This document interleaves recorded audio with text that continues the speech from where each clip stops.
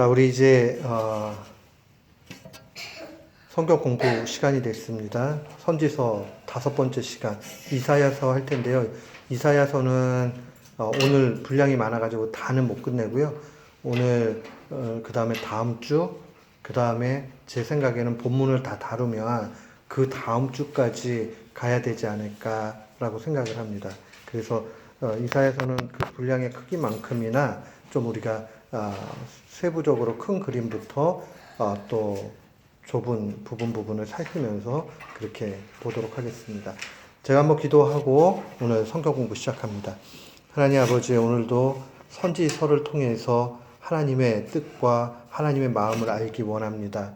하나님께서 이스라엘 백성의 역사를 개입하시고 또 인도에 가시면서 어떻게 구원을 이루셨는가 하는 것을 바라보며 이 땅 가운데 우리가 힘들 때 많이 있고 또한 지칠 때 있으나 궁극적으로 또 우리에게 구원을 주시고 소망을 주시고 마지막에는 천국까지 인도해 주시는 것을 확신하며 또 오늘 큰 위로를 받게 해 주시옵소서.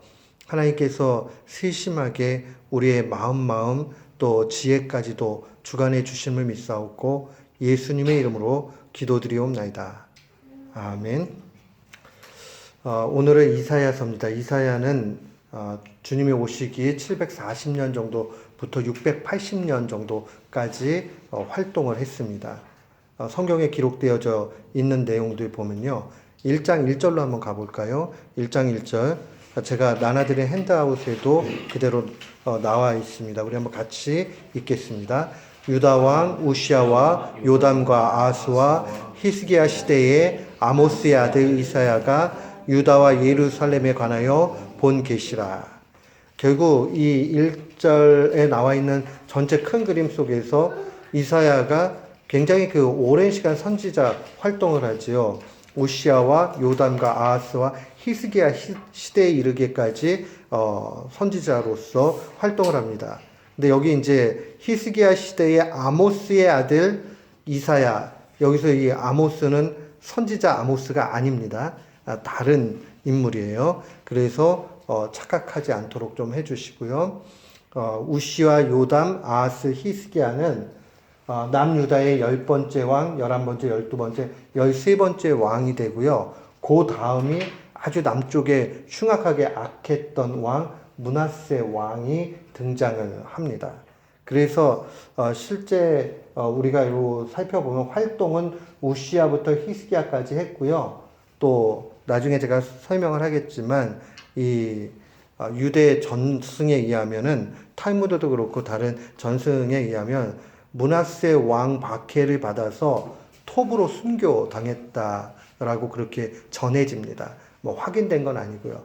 히브리서 11장 37절에도 믿음의 사람에 대한 쭉 열거가 나오고 뒷부분에 가다 보면 톱으로 순교한 광경이 나오는데 주석자들은 일컫기를 이것은 이사야를 지칭하는 이야기다. 뭐 보통 그렇게 해석을 합니다.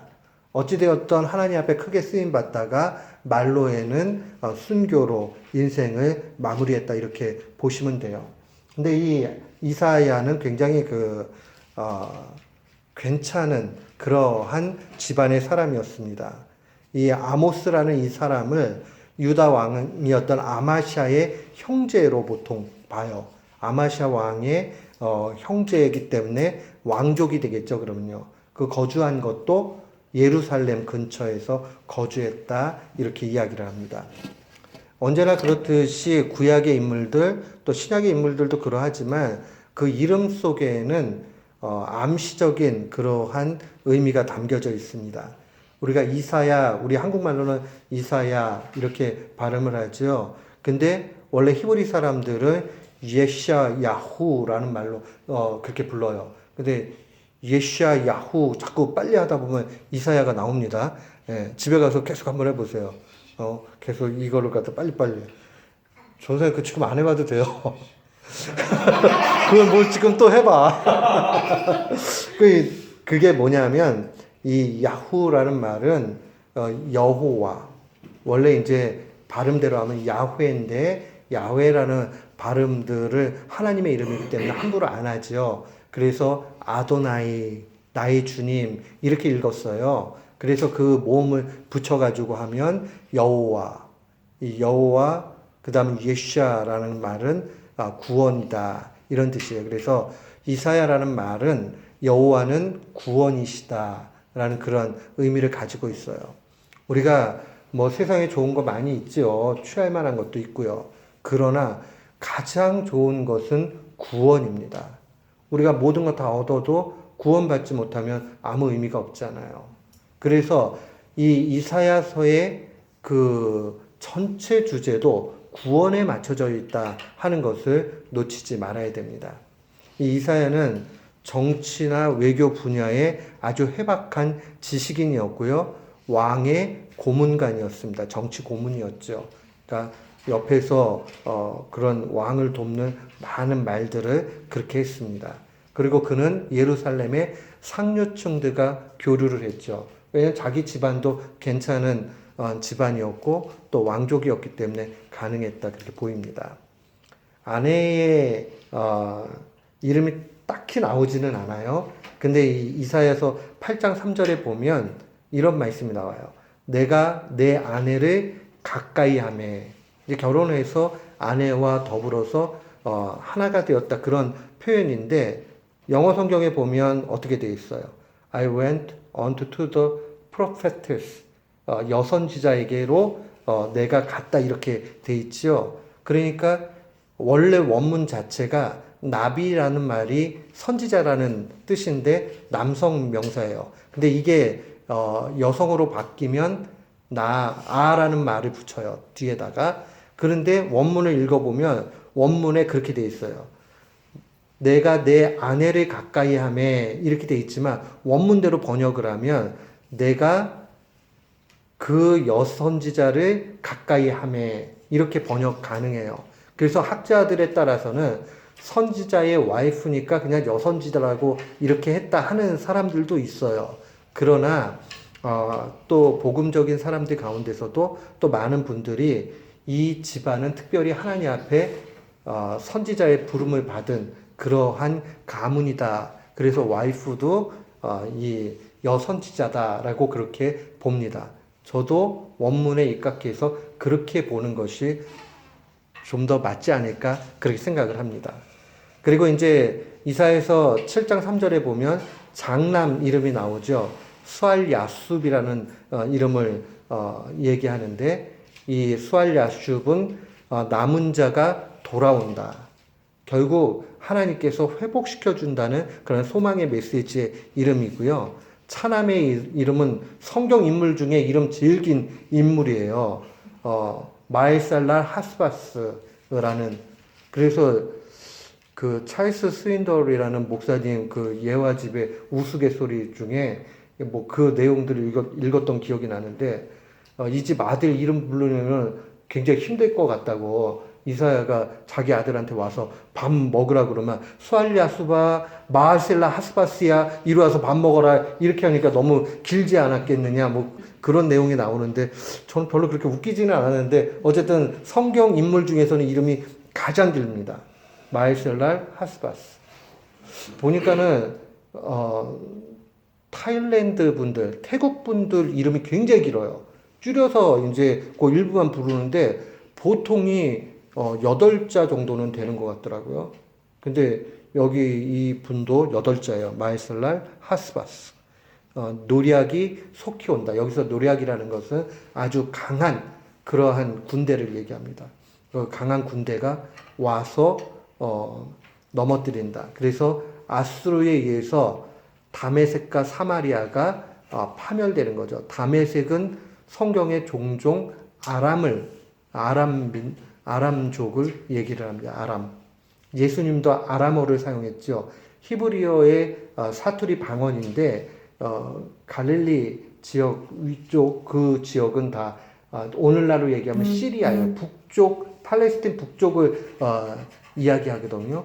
근데 거기보다 조금 아래쪽은 다메섹이라고 지칭을 하고요. 그 다음에 그 지역은 다 시리아. 그 성경 속에서는 다메섹이 시리아의 중심부 같이 그렇게 표현이 됩니다. 그 성경을 읽으시면서요, 시리아 또는 다메섹 이런 말이 나오면 구약 시대에는 아람을 지칭하구나 이렇게 보시면 돼요. 그래서 아람과 사마리아는 원래는 이 북쪽 이스라엘과 남쪽 유다의 가운데 부분이 사마리아 지역이잖아요. 근데 북쪽으로 편입돼 있죠. 그래서 북이스라엘을 지칭하는 말로 이렇게 보시면 됩니다. 그러니까 우리도 그냥 사람들이 이런 얘기 하잖아요. 서울 이렇게 얘기하면 한반도를 갖다가 딱 연상을 하고 특별히 남쪽을 갖다가 사우스 코리아를 갖다가 딱 연상을 하잖아요. 그런 것처럼 이들도 그렇게 얘기하는 거죠. 마에살라 하스바스랄 말은 결국 아수르 제국이 일어나게 돼서 다메섹과 아까 아람과 북이스라엘 여기를 다 파멸시킨다 하는 그런 예언의 메시지를 가지고 있다 하는 걸 보면 좋겠습니다. 그래서 오늘 그 본문 말씀에서 이렇게 보면 왕이 지금 최소한 4사람 나온다고 나왔죠. 여기 때 볼 게 무시아 왕이 죽던 해에 이 이사야가 부름을 받게 됩니다. 이사야의 소명 부분이 이사야서 6장 1절에 나와요. 한번 찾아볼까요? 이사야서 6장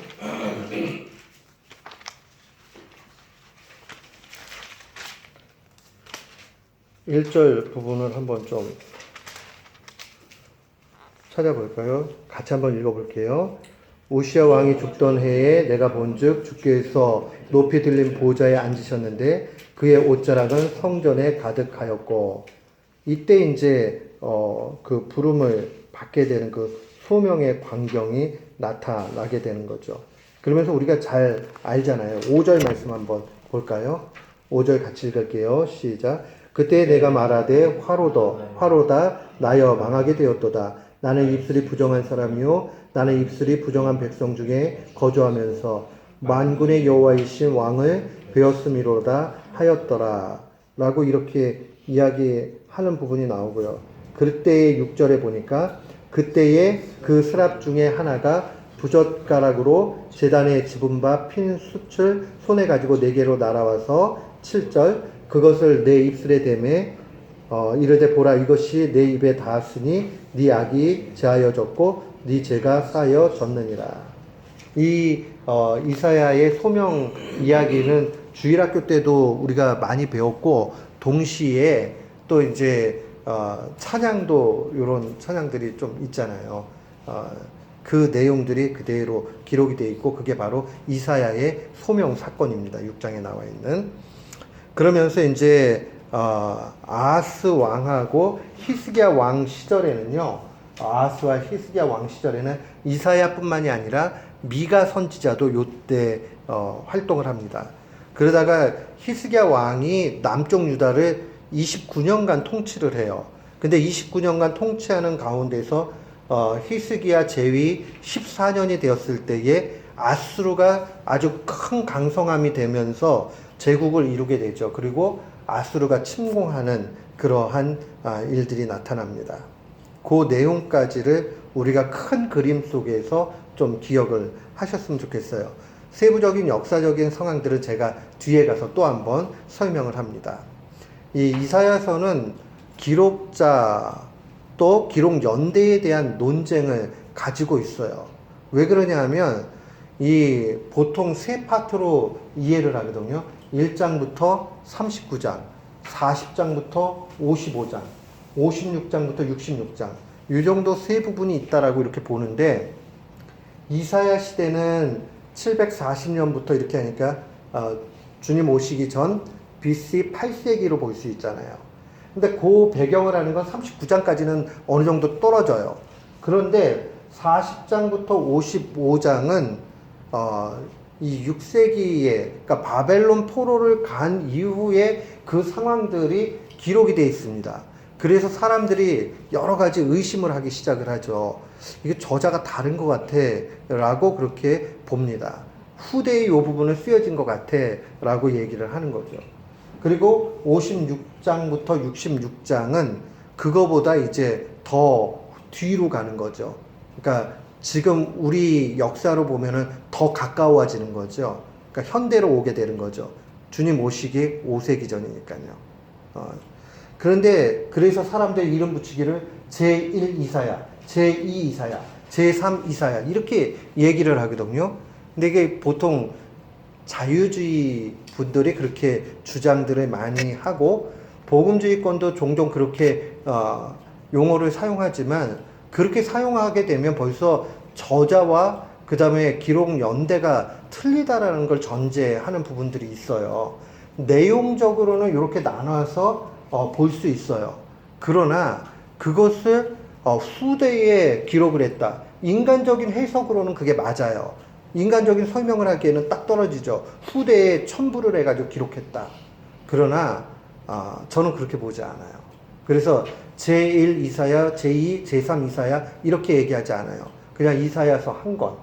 이사야가 기록을 했고 그러면 이 40장부터 55장에 바벨론 포로기의 그런 상황들이 기록되어져 있고 그 이후의 상황들까지 어떻게 알았겠느냐. 하나님이 이사야에게 특별한 그러한 비전을 주시고 또 알려주셔가지고 그가 기록하게 되었다라고 저는 그렇게 믿어요. 보통 이 제2, 제3 이사야서를 다수의 저자로 보는 이유가 왜 그러냐면 아까도 얘기했지만 40장 이후부터는 포로기, 바벨론 포로기, 남쪽 유다가 완전히 멸망해가지고 나타나는 그 포로기를 배경으로 하기 때문에 그렇고 또 39장과는 좀 확연히 다르게 문체가 바뀌었다라고 그렇게 이야기하기 때문에 그래요. 그리고 또 하나의 이유는 지금 당시에 그 8세기에 있던 사람들은 이 6세기, 5세기의 이 이야기가 별로 와닿지 않는 이야기겠죠. 그러니까 별로 필요가 없으니까 이것은 후대에 붙여진 것이다. 이렇게들 주장을 해요.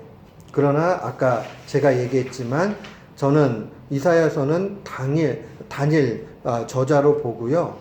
그 다음에 이 모든 일들은 대략적으로 8세기, 750년, 740년 요 무렵 740년 정도 볼 수 있겠죠. 그 경에 기록이 되었다. 이렇게 보면 틀림이 없다라고 봅니다. 왜 그렇게 주장하느냐? 제일 중요한 거는 성경이 그렇게 이야기하고 있기 때문에 그래요. 성경이 어떻게 그렇게 이야기하느냐? 이 복음서에는 선지자들의 글이 몇 차례씩 여러 번 인용이 되지요. 근데 이사야의 글이 많이 인용이 돼요. 근데 그 가운데 하나가 요한복음이에요. 요한복음 12장 41절 한번 가볼까요? 우리 핸드아웃에 있지만은 한번 좀 찾았으면 좋겠어요. 요한복음 12장으로 좀 가봅시다. 12장 41절.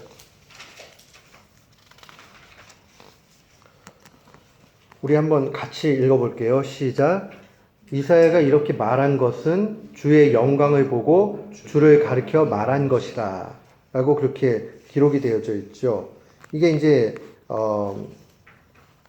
예수님께서 그 말씀 인용하고 있는 이 요한의 그런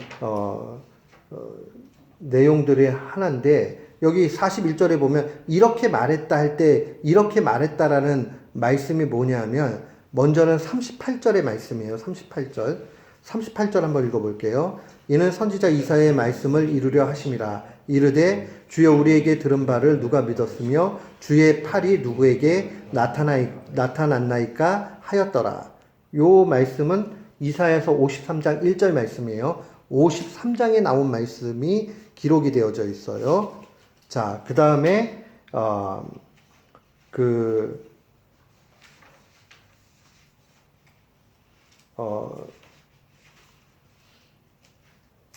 주여 우리에게 들은 바를 누가 믿었으며 이거는 6장 10절 말씀이죠. 6장 10절. 이사야 6장 10절 한번 찾아보실래요?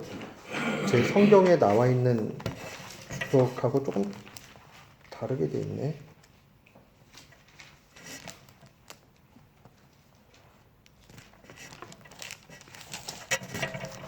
네, 이사야서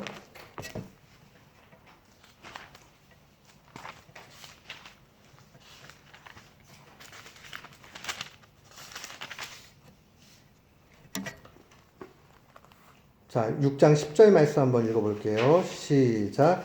이 백성의 마음을 둔하게 하며 그들의 귀가 막히고 그들의 눈이 감기게 하라. 염려하건대 그들이 눈으로 보고 귀로 듣고 마음으로 깨닫고 다시 돌아와 고침을 받을까 하노라 하시기로. 요 부분의 말씀이 이제 38절, 40절 말씀 한번 가볼까요? 40절 말씀 한번 읽어볼게요. 시작. 그들의 눈을 멀게 하시고 그들의 마음을 완고하게 하셨으니 이는 그들로 하여금 눈으로 보고 마음으로 깨닫고 돌이켜 내게 고침을 받지 못하게 하려 함이라. 요 말씀은 40절에 있는 말씀이 이사야 6장 10절의 말씀이고, 그 다음에 38절의 말씀은 이사야서 53장 1절에 있는 말씀이에요. 그러니까 이 두 가지가 보면, 자, 53장은 제 세 번째 파트로 들어가겠죠. 그죠? 그리고 6장은 첫 번째 파트에 들어가요. 근데 요한은 기록하기를 요한복음 12장 말씀에 이 두 가지 모두가 이사야의 글이다 라고 얘기를 하고 있죠. 그러면서 41절에 보니까 이사야가 6장이나 53장을 말한 것은 주의 영광을 보고 주를 가리켜 한 것이다. 예수 그리스도의 영광을 보고 예수 그리스도에 관하여 기록한 것이다 라고 이렇게 증거를 하죠. 그런 면으로 볼 때 결국 성경 자체는 이사야서를 1, 2, 3 이렇게 나누거나 저자가 다양하다라고 보지 않고 한 명의 이사야 선지자를 그대로 이야기하고 있다라는 거예요. 그러니까 그 부분이 중요하고요. 그 다음 참고할 수 있는 것은 신구약 중간기에 기록된 책인 집회서라는 게 있어요. 여기 그 다음에 1세기 유대인 역사학자인 요세푸스가 이제 이사야가 거기 요세푸스의 글에도 보면 이사야가 전체 이사야서의 저자다라는 그러한 내용으로 기록이 됩니다. 집회서 48장 24절로 25절에 보면 이사야는 위대한 영의 힘으로, 위대한 영이라는 건 성령이에요. 이사야는 성령의 힘으로 마지막 때를 내다보고 시온에서 통곡하는 이들을 위로하였다. 그는 영원에서 영원에 이르기까지 일어난 일들을 보여주었고 숨겨진 것들을 미리 알려줬다.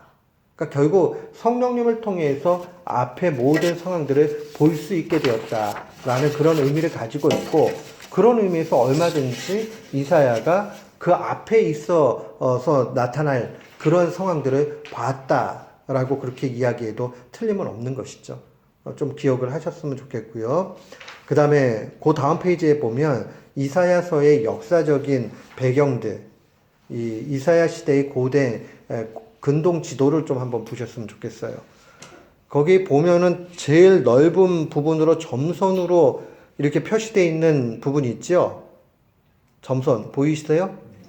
그 점선이 아수르 제국을 표현하는 말이에요. 그러니까 단순히 그냥 아수르 지역이 아니고 아수르 제국이 어디까지 그 영향을 미쳤는가. 지중해 아래쪽에 밑쪽으로 내려가면 애굽이라고 써 있죠. 애굽. 그 애굽은 오늘날의 어디죠? 이집트죠. 남쪽 이집트. 그렇게 되고요. 그 다음에 오른쪽으로 쭉 가면 바벨론이라고 써 있죠. 바벨론. 그죠? 오른쪽에 바벨론 찾으셨어요? 네. 그 바벨론 지역은 이미 그 메소포타미아 문명이 있는 그 지역이에요. 그래서 성경에는 히데겔 강이고 우리는 보통 티그리스 강이라고 이야기하죠. 그리고 그 아래쪽에 유브라데스 강하고 만나는 아래쪽에 보면 작게 우루라고 써 있어요. 우루. 그 우루라는 지역부터 해가지고요. 그 티그리스 강은 쭉 위에까지 올라가게 되면 그 티그리스 강이 위쪽으로 쭉 올라가면 거의 북쪽에 그런 점선의 북쪽까지 가죠. 그래서 북쪽에 티그리스 강 상류, 위쪽을 아라랏이라고 얘기하거든요. 거기 보면은 우라로트 이렇게 돼 있는데 아라랏이에요. 성경 표현대로 하면 아라랏까지 가게 되고요. 남쪽은 이미 본대로 이집트까지. 그래서 고대 근동의 패권이 다 모두 이 아수르 제국 안에 들어와 있다 하는 것을 보게 됩니다. 요거를 조금 보시고 갔으면 좋겠어요. 그러면서 이제 남쪽 유다와 아수르와의 정치적 관계를 좀 우리가 볼 필요가 있습니다. 10대 왕이었던 우시아 왕, 그때는 아수르 제국의 왕이 디글랏 빌레셋 3세였어요. 그래서 요 시절에 우시아가 죽던 해에 선지자의 소명을 받게 된다 이야기를 했고요. 그 다음 왕이 요담 왕이었어요. 요담 왕은 북이스라엘과 아수르 동맹 가운데서 위협을 느끼게 되겠지요. 그리고 주전 722년에 북이스라엘이 먼저 멸망하게 됩니다.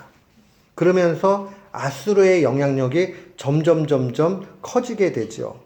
그렇게 되면서 아하스 왕 시절에는 사르곤 2세의 영향하게 있었고요. 우리가 기억을 좀 해야 되는 건 히스기야 왕 때의 사건이에요. 남쪽 유다와 관련해가지고는요.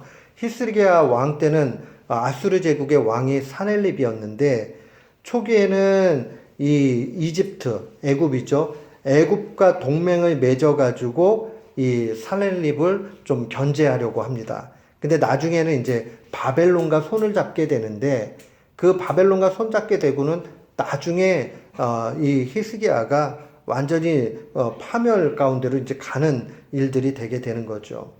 그러면서 우리가 좀 그 상황들을 좀 살펴봤으면 좋겠어요. 특별히 이제 그 이사야서를 읽으면서 정치적으로 어떻게 어려움이 있었는가 하는 것을 좀 볼 필요가 있습니다. 아하스 왕, 12번째 남쪽 왕입니다. 아수르 제국은 사르곤 2세였어요. 자, 아하스 왕 시절에 북이스라엘은 시리아, 아까 아람이라고 얘기했어요. 그 아람과 군사 동맹을 맺고 남쪽 유다를 압박을 합니다. 그리고 아하스 왕은 이사야를 통해 하나님의 약속의 메시지를 듣지만은 거부하게 되죠. 그리고 아수르의 힘을 의지하는 죄를 범하게 됩니다. 그래서 아하스 왕 때 이 디글랏 빌레셋과 동맹을 또 맺어 가려고 하는 그러한 모습들이 있게 됩니다. 그래서 거기 보면 열왕기하 16장 7절로 좀 와서 보세요. 거기 있는 그 핸드아웃에 나와 있는 대로 그대로 한번 좀 읽어봤으면 좋겠어요. 아하스가 아수르 왕 디글랏 빌레셋에게 사자를 보내 이르되 나는 왕의 신복이요 왕의 아들이라. 이제 아람 왕과 이스라엘 왕이 나를 치니 청하건대 올라와 그 손에서 나를 구하소서 하고. 아하스 왕이 이제 그 북쪽에 이스라엘이 아람과 그 동맹을 해가지고 압박을 이렇게 하게 되잖아요. 그렇게 되니까는 두려움에 떨게 되는 거예요. 그렇게 되는 가운데서 결국 이 아수르의 힘을 의지하려고 그렇게 합니다. 나중에는 북이스라엘과 아람 동맹은 붕괴되고요.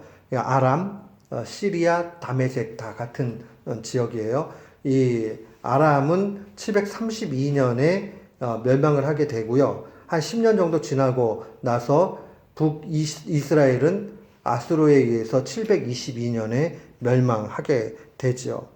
그러면서 우리가 좀 기억을 해야 되는 것은 인생의 문제는 하나님의 통치를 받고 하나님과의 온전한 관계 속에서 이루어지는 거지 주변의 정치 상황과 환경을 보고 우리가 좌절하거나 아니면 우리가 끝나거나 그렇게 되는 게 아니라는 거예요. 하나님과의 관계에 달려 있다 하는 것이 여기 이스라엘 역사가 계속 우리에게 알려주는 겁니다. 그러니까 이 아하스가 이 아수르 왕 디글랏 빌레셋에게 사신을 보낸다라는 얘기는 뭐예요? 결국 비는 거예요. 이게 좀 잘 봐달라 이런 식으로 해가지고 가는 거죠. 이런 일들 가운데서 결국 큰 문제가 더 일어나게 되는 거죠. 그래서 주님이 우리에게 어떻게 기도하고 어떻게 살아야 될지에 대해서 알려주셨죠. 마태복음 6장 33절에 보면 주님이 우리 어떻게 기도하라고 말씀하셨어요? 너희는 먼저 그의 나라와 그의 의를 구하라. 그리하면 이 모든 것을 너희에게 주시리라. 먹고 마시고 입는 것, 이거는 누구의 기도예요? 이방인들의 기도죠. 이방인들의 기도. 근데 그 이방인들의 기도와 다르게 신자의 기도는 달라야 된다는 거예요. 먼저 그의 나라. 누구의 나라예요? 하나님의 나라. 하나님의 나라와 뭘 구해요? 하나님의 의. 하나님의 나라는 뭐고 하나님의 의는 뭐예요? 안전사님. 하나님의 나라는 뭐예요? 하나님의 통치하심. 자, 하나님의 통치하심이죠. 거기 나와 있는 대로. 그러면 하나님의 통치하심은 어떻게 우리에게 임해요? 하나님과 좋은 관계를 유지. 자, 하나님이 우리를 의롭게 여겨줄 때 가능하죠. 그 의롭다라는 말은 관계에 있어 가장 완벽하고 흠이 없는 상황을 표현하는 말이에요. 그러니까 우리가 하나님 앞에 기도할 때 하나님 내 인생을 간섭해 주세요. 또 하나님 내가 하나님과 좋은 관계를 유지하게 해주세요. 그게 바로 하나님의 나라와 의를 구하는 것이고 우리가 그렇게 나아가게 될 때에 우리의 입고 먹고 또 마셔야 되는 이 모든 문제들은 주님 안에서 해결된다 하는 거예요. 이 강대국 상황 속에서 끼어있는 이스라엘, 특별히 남쪽 유다. 남쪽 유다가 북쪽 이스라엘과 또 아람의 동맹 가운데 압력이 들어오고 그때에 그들에게 필요한 건 뭐였냐면 하나님을 더욱 의지하는 것이었지 단순하게 이방을 의지하는 게 아니에요. 근데 세속적인 지혜로는 이방 국가들을 의지하는 게 지혜로운 거죠. 근데 하나님은 우리에게 그거 하지 말라는 거예요. 결국 우리가 나중에 봤지만 이 동맹, 북쪽 이스라엘과 아람과의 동맹도 이제 붕괴가 되게 되고 아람은 732년에 북쪽 이스라엘은 722년에 아수르에 의해서 다 멸망하게 되는 것을 보게 됩니다. 그런 걸 바라보면서 우리가 이 땅을 살아가면서도 좀 한번 좀 생각을 해봐야 돼요. 내가 사람을 의지하느냐, 내가 조건과 환경을 따르고 있느냐, 아니면 전능하신 하나님을 바라보고 가고 있는가. 그 중심이 중요하죠. 그런 의미에서 우리가 하나님과 좋은 관계를 맺는 것 가장 중요하다 하는 것을 기억하셔야 됩니다. 그 다음에 히스기야 왕으로 좀 와서 볼게요. 이 아수르가 이제 점점 강해졌어요. 이 아스 왕 시절만 돼도 그렇게까지 뭐 이렇게 제국까지는 아니었단 말이에요. 그런데 히스기야 왕 쪽으로 오게 되면 이제 뭐 제국을 형성하면서 너무 강력하게 되죠. 그러고 나니까 이 남쪽 유다는 카드가 하나밖에 없어요. 무슨 카드가 있을까요? 이집트하고 손잡는 것밖에 없는 거예요.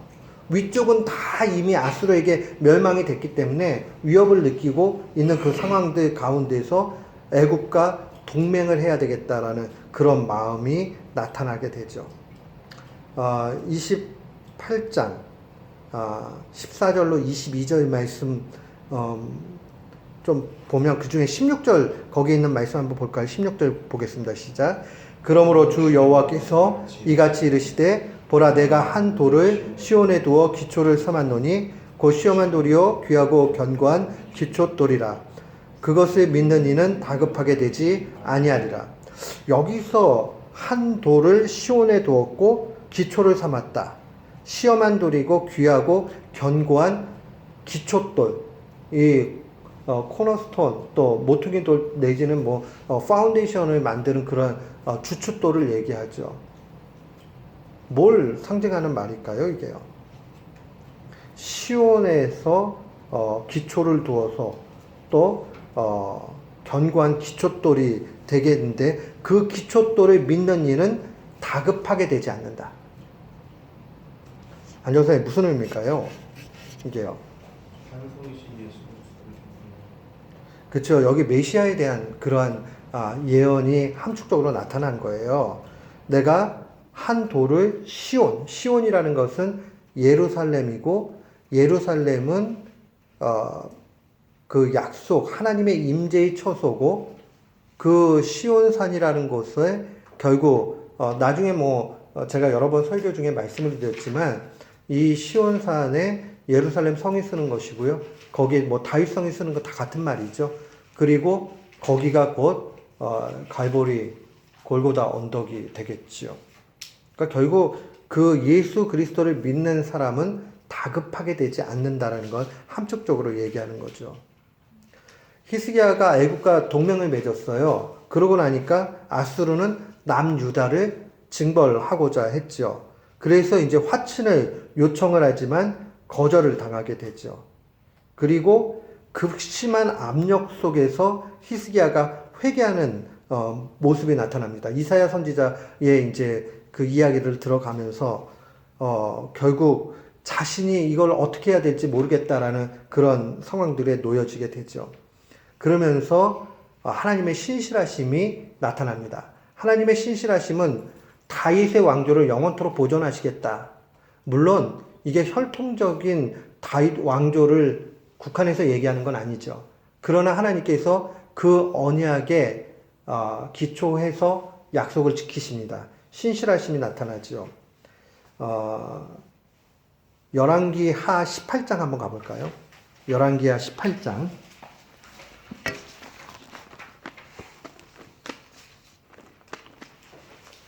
열왕기하 18장으로 오게 되면 요 배경이 되는 사건이 그대로 기록이 되어져 있습니다.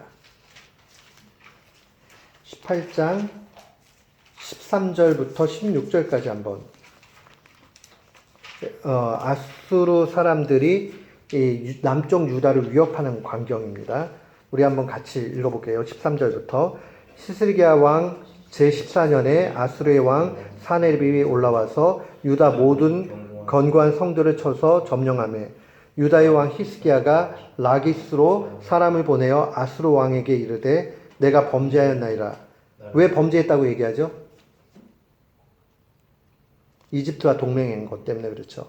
나를 떠나서 돌아가소서. 왕이 내게 지으시는 것을 내가 당하리라 하였더니 이제 내가 잘못했으니까 그 동맹도 폐기할 것이고 원하는 게 뭐냐 이렇게 간 거죠. 그랬더니 아수르 왕이 곧 은 300달란트와 금 30달란트를 정하여 유다 왕 히스기야에게로 내게 한지라. 이제 그 페널티를 내라고 얘기를 하는 거예요.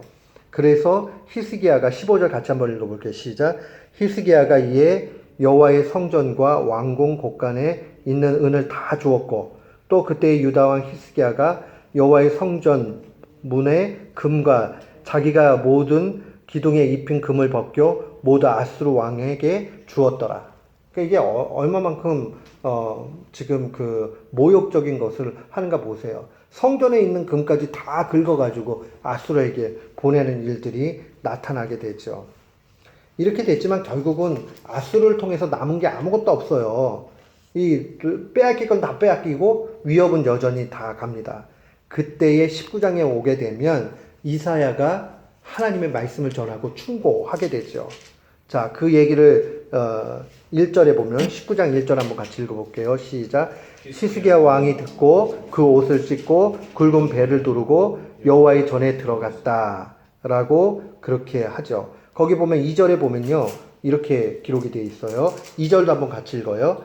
왕궁의 책임자인 여호야김과 서기관 셈나와 제사장 중 장로들에게 굵은 배를 둘러서 아모스의 아들 선지자 이사야에게로 보냈다. 그러면서 이제 이사야가 하나님의 메시지를 전하는 내용들이 기록이 됩니다. 그리고 이제 6절, 7절 말씀 한번 볼게요. 6절부터 7절 한번 같이 읽어볼까요? 이사야가 그들에게 이르되 너희는 너희 주에게 이렇게 말하라. 여호와의 말씀이 너는 아수르 왕의 신복에게 들은 바 나를 모욕하는 말 때문에 두려워하지 말라.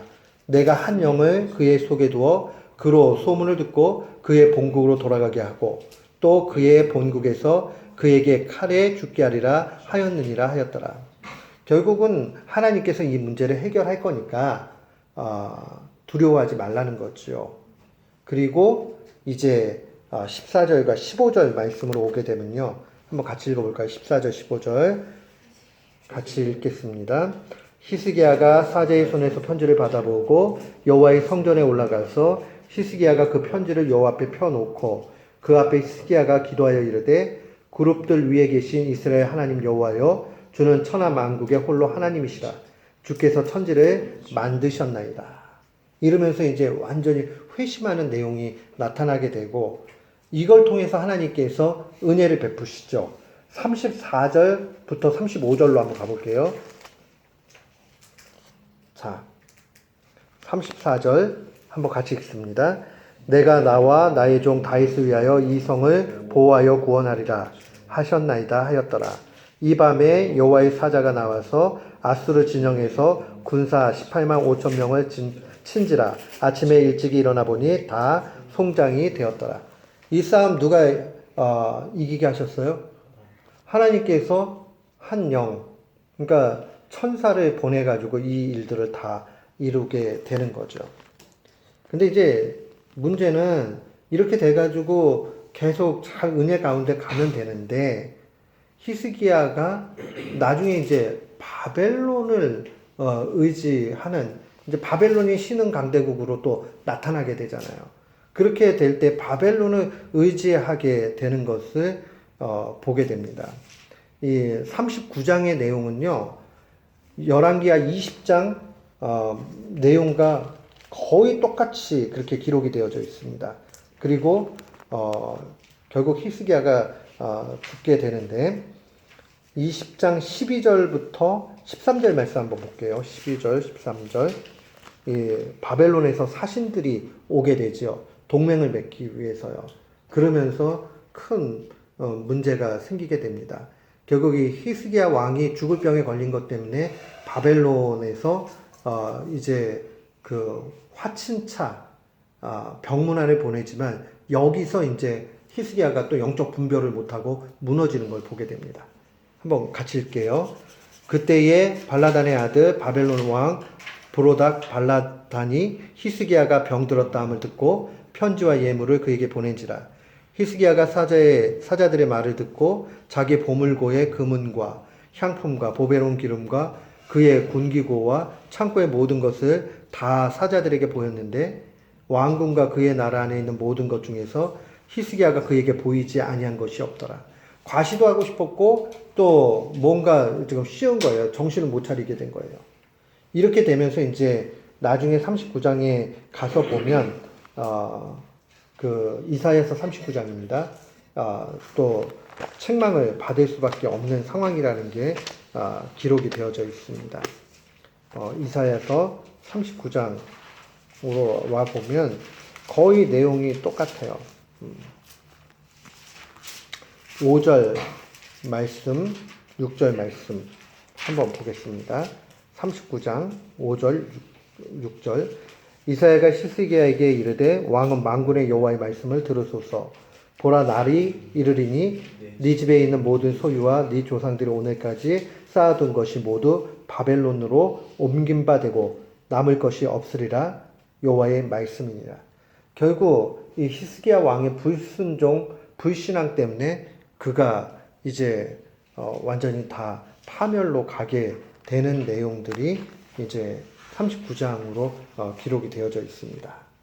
그리고 이제 두 번째 파트 부분 40장부터 이제 55장까지의 내용이 기록이 되어져 있는데요.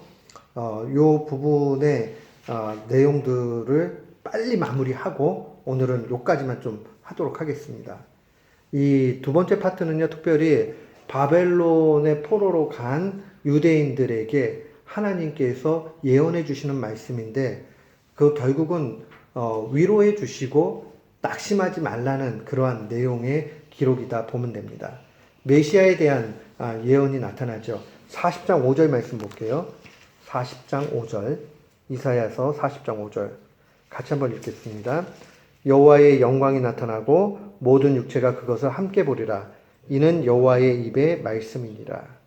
여호와의 영광이 나타났다는 것은 바벨론 포로 가운데서도 결국 하나님이 함께 하시는 것이고, 그 하나님의 함께 하심은 구원자의 오심일 것이고, 그것은 곧 메시아에 대한 예언이다, 이렇게 볼 수 있습니다. 그리고 이제 하나님께서 이방 왕을 통해서 남유다를 회복시키실 것을 예언해 줍니다. 44장으로 갈까요? 44장 28절 말씀으로 갑니다.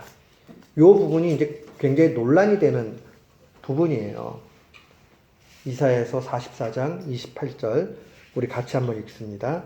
고레스에 대하여는 이르기를 내 목자라 그가 나의 모든 기쁨을 성취하리라 하며 예루살렘에 대하여는 이르기를 중건되리라 하며 성전에 대하여는 네 기초가 놓여지리라 하는 자니라 라고 이렇게 얘기를 하면서 고레스 칙령을 통해 가지고 이제 바벨론 포로에서 돌아오게 되고 또 이 고레스의 명령 가운데서 성전을 다시 건축하게 되는 일들이 있는 거 우리가 이미 역사 속에서 배웠어요. 그러니까 이렇게 후대에 일어날 일들이 벌써 이렇게 44장에 떡하니 나타나니까 이거 후대에 기록된 거 아니냐, 삽입됐다 이렇게 얘기도 하고 어떻게 이름을 고레스라고 정확하게 그렇게 찍어가지고 얘기를 하느냐 이렇게 얘기하는 거죠. 그러나 결국 이것도 하나님의 특별한 계획과 특별한 역사 가운데서는 가능하다 이렇게 보는 거죠. 그러니까 이건 뭐 큰 문제가 될 것은 없습니다. 그래서 역사적으로 실제 성취할 것을 이사야에게 보여주었다. 그렇게 보면 되고요. 다시 이제 좀 앞으로 가서 42장으로 가볼까요? 우리가 그러면 고난 가운데 어떻게 살아야 되느냐 하는 것. 42장 1절 말씀 한번 볼게요. 42장 1절. 우리 같이 한번 읽겠습니다. 시작. 내가 붙드는 나의 종, 내 마음에 기뻐하는 자, 곧 내가 택한 사람을 보라. 내가 나의 영을 그에게 부어 주었은즉 그가 이방의 정의를 베풀리라. 여러분 1절 말씀을 보면 내가 붙드는 나의 종, 내 마음에 기뻐하는 자. 누구를 얘기하는 걸까요? 그렇죠. 메시아에 관한 예언이고 예수님에 관한 거죠. 우리는 어디에서 그걸 볼 수 있습니까? 여호와의 종이라는 것은 나의 종이라는 것은 하나님의 말씀이니까 여호와의 종이요. 여호와의 종은 메시아를 얘기하는 것이고 메시아는 예수 그리스도라. 우리 마태복음 3장 17절로 한번 와 보실래요? 마태복음 3장 17절. 예수님이 세례 받으시는 광경의 기록입니다. 한번 같이 17절 말씀 한번 읽어볼게요. 시작. 하늘로부터 소리가 있어 말씀하시되 이는 내 사랑하는 아들이요 내 기뻐하는 자라. 내 기뻐하는 자. 결국 예수 그리스도에 대한 그러한 예언으로 분명히 볼 수 있죠. 결국 고난 당할 때에 누구를 바라봐야 됩니까? 예수 그리스도를 바라봐야 되고 예수 그리스도가 하나님의 종이요 메시아요 우리에게 기쁨을 주는 그러한 하나님이시다 하는 것을 놓치지 말아야 됩니다. 그러면서 이 모든 일들을 우리가 어떻게 믿을 수 있느냐? 결국 이 모든 일을 구원을 이루는 남쪽 유다를 회복시키는 일, 또 인류 전체를 구원하는 일, 이것은 사람이 하는 일이 아니라 하나님이 하시는 일이다 하는 것을 알려주지요.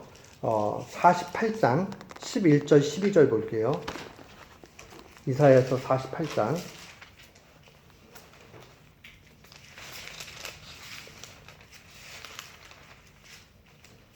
11절 12절 말씀.